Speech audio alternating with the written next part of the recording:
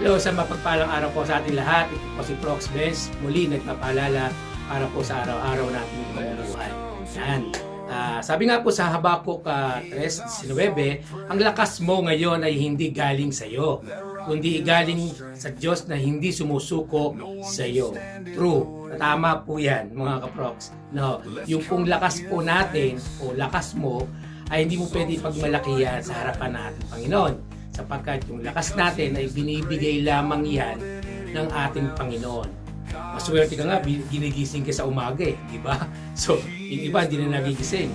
Pero tayo, na nabibigyan ng kalakasan, atin itong bigyan ng pagpapasalamat sa ating Diyos.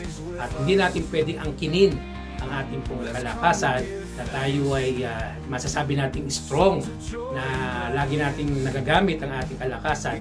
Hindi po. At merong hangganan ang ating pong kalakasan. Baka niisip mo malakas ka, ay baka bukas, susunod na araw ay bawiin na yan.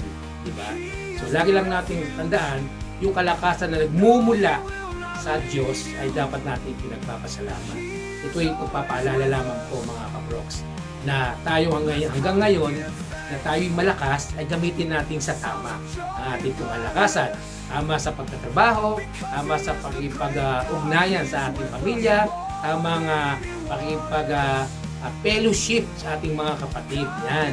At tama rin pong relasyon sa ating sa Diyos. Yun ang ating napaka-importante na dapat natin gawin. Habang tayong may lakas, ay gamitin natin ito sa mabuti at sa tamang pamamaraan.